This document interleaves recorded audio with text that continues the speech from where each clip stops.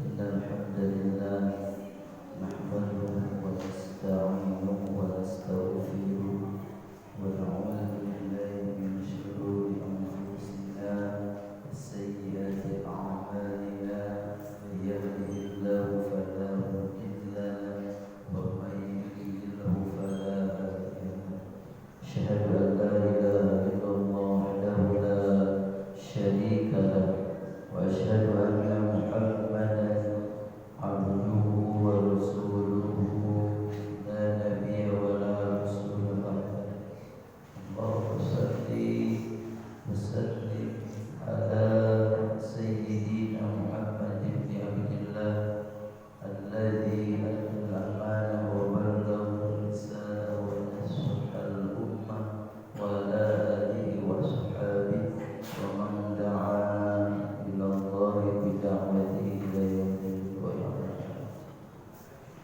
Puji dan syukur pada jamaah yang dirahmati Allah Subhanahu wa taala, senantiasa kita panjatkan kepada Allah.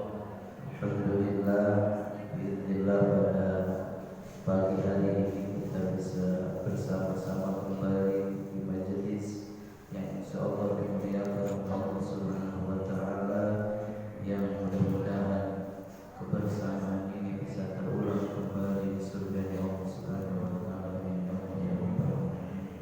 Salawat serta salam marilah kita limpahkan kepada Nabi Muhammad sallallahu alaihi wasallam. Para jamaah yang dirahmati Allah Subhanahu wa taala, insyaallah pada pagi hari ini kita akan melanjutkan kajian kita, kajian hadis-hadis yang ada di dalam kitab Riyadhus Shalihin. Kita sudah sampai kepada bab sidqi, bab tentang jujur, bab tentang kebenaran.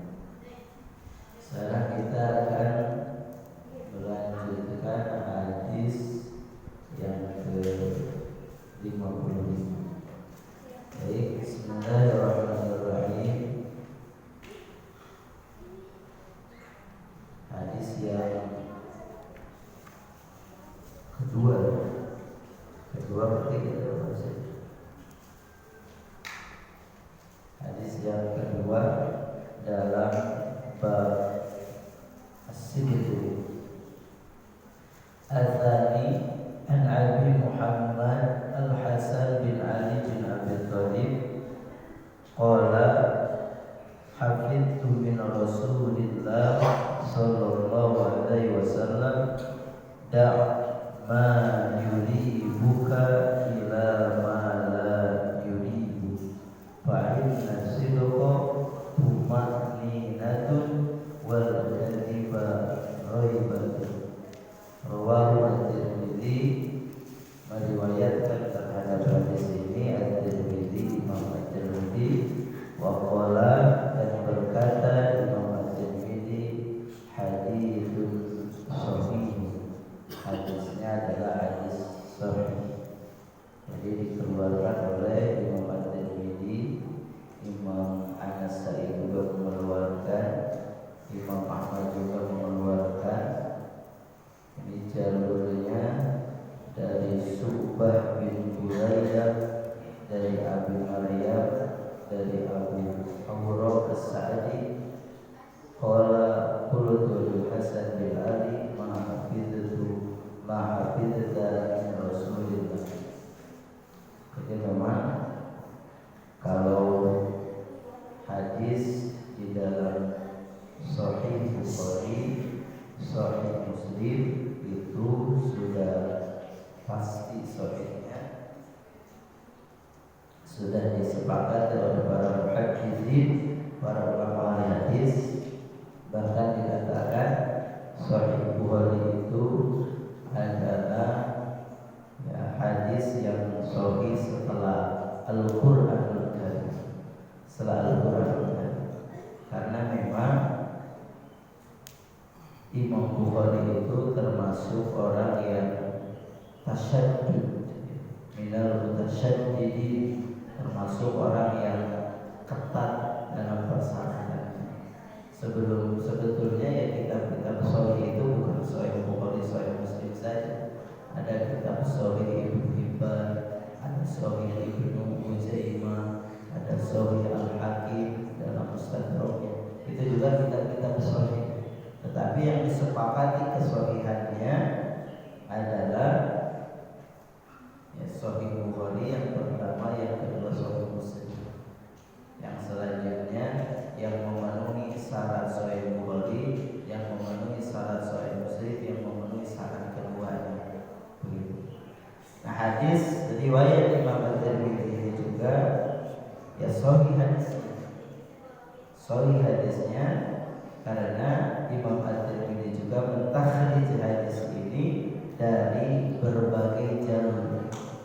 Jadi makanya kadang-kadang orang itu sedikit-sedikit itu mah hadisnya dhaif. Memang hadis dhaif itu yang bagaimana? Begitu. Dia belum tahu hadis dhaif itu bagaimana. Para ulama itu untuk menentukan sebuah hadis itu sahih, sebuah hadis itu dhaif, itu tidak sembarangan. Minimalnya secara global ada dua hal yang harus diteliti. Yang pertama adalah terkait dengan sanad. Sanad ini adalah rangkaian para perawi yang sampai kepada matan. Di silsilah kedua al-musilu ilal matan, rangkaian para perawi yang sampai kepada matan. Kalau di dalam hadis yang kita baca ini, mana sanadnya? Sanadnya an Abi Muhammad Al-Hasan bin Ali bin Abi Thalib, ini sanad. Tapi ini sanadnya yang disebut hanya dari tabaqah sahabat saja. Karena kan hadis sampai kepada Nabi itu melalui 12 tabaqah. Sahabat Nabi sahabat mendapatkan dari Nabi, setelah sahabat ada tabi'in.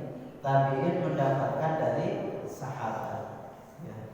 Tabi'in, setelah tabi'in ada tabi'ut tabi'in atau atba'ut tabi'in. Atba'ut tabi'in mendapatkan dari tabi'in. Nah, setelah atba'ut tabi'in ada tabaul atba yang mengikuti tabi'in, itu mendapatkan dari atba'ut tabi'in. Setelah tabaul atba ada al-afidina min tabaul atba. Ada orang yang mengambil hadis itu dari yang mengikuti atau tabi'in, orang yang mengikuti tabi'in. Nah, setelah itu baru mudawwin kitab, baru Imam Bukhari, baru Imam Muslim, baru Abu Dawud, baru An-Nasa'i, baru Imam At-Tirmidzi dan seterusnya. Begitu. Nah, baru sampailah kepada para ulama.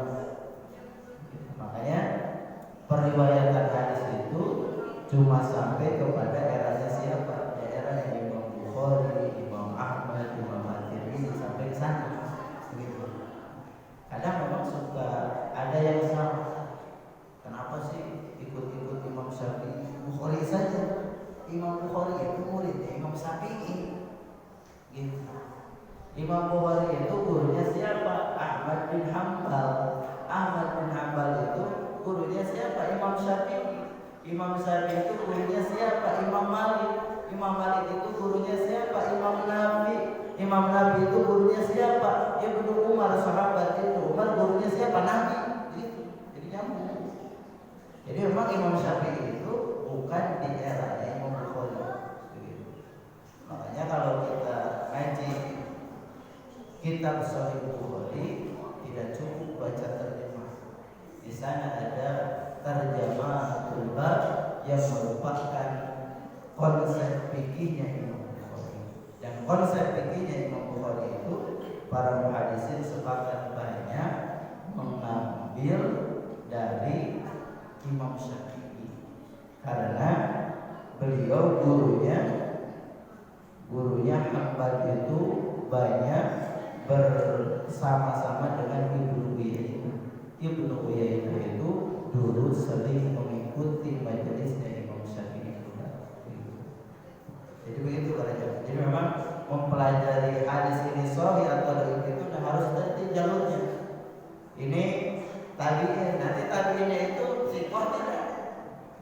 Adil atau adil dobit tidak? Adil itu apa? Adil itu dia muslim, dia tidak fasik, tidak pernah bermaksiat, dia tidak tercoreng muruahnya, tidak tercoreng apa muruahnya itu, ya harga dirinya atau tidak tercoreng akhlaknya, itu adil. Ada dobit itu buat hafalannya, itu hafalannya kuat. Makanya kata para ulama itu dikatakan sebagai seorang hadis itu minimalnya hafal 500 hadis. Kita hafal berapa hadis itu? Jadi memang ya itu diteliti itu kedobitannya, keadilannya. Setelah itu diteliti ada cacatnya pada jalur ini muttasil atau munqati, sehingga ada kitab khusus terkait dengan biografi para perawi yang terkenal itu ada sekitar 500 perawi. Itu 500 perawi kita harus hafal. Perawi ini ada tidak, ini dobit tidak, gitu. Perawi ini ada cacat tidak, gitu. Karena kalau ada cacat maka ya tidak diterima hadisnya. Cacat itu biasanya jelek hafalannya, atau dia pernah melakukan kemaksiatan, dia pernah berbohong, ya, antum mahbil kali dituduh berdusta, gitu. Itu bisa menjawabkan hadis itu. Tetapi ya hadis dhaif itu bukan berarti tidak diamalkan. Hadis dhaif itu kalau banyak jalannya juga, jadi banyak turunnya.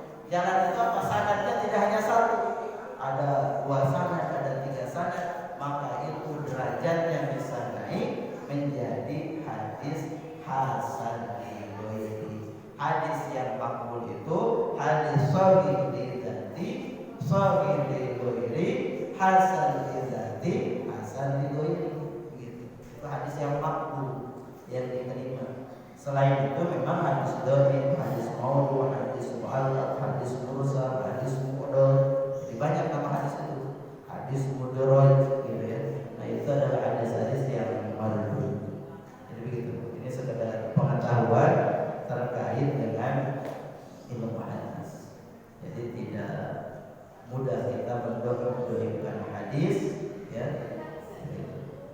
Dan mengatakan orang yang mengamalkan hadis dhaif itu berarti tidak sesuai dengan sunnah, karena tidak semua hadis dhaif itu tidak boleh diamalkan. Ada hadis dhaif yang boleh diamalkan. Itulah pendapat para ahli hadis. Mudah-mudahan kedepannya kita ya kaji satu istilah ilmu hadis. Kan kitab ilmu hadis yang paling bawah itu adalah Nazmul Baiquniyah. Jadi Nazmul Baiquniyah itu tentang istilah-istilah hadis. Yang paling tingginya Alfiyah Al-Iraqi, yang paling tingginya Muqaddimah Shalat, itu kitab-kitab ilmu hadis. Nah, di dalam hadis ini para jamaah rahimahumullah, kata Ali bin Abi Thalib, hafidtu min Rasulillah, aku hafal dari Rasulullah. Berarti hafal sebuah hadis Ali bin Abi Thalib ini dari Rasulullah. Apa hadisnya? Kata Rasul, da ma yuribu, da tinggalkanlah, ma yuribuka, apa-apa yang yuribuka. Yuribu itu maknanya adalah tatawahhamu minhu wa lam tatahaqqaq fihi. Jadi masih tatawahham, masih waham itu praduga, masih praduga dan dia belum pasti, begitu. Jadi ya ragu-ragu, masih praduga dan dia belum punya sebuah kepastian. Jadi ya ragu-ragu.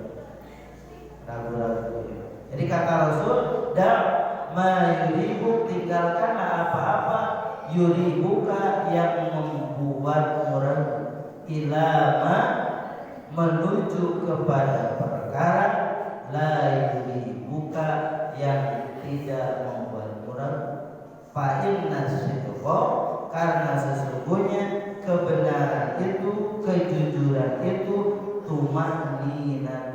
adalah ketenangan, wal kadhiba dan kebohongan itu raibatun adalah keraguan.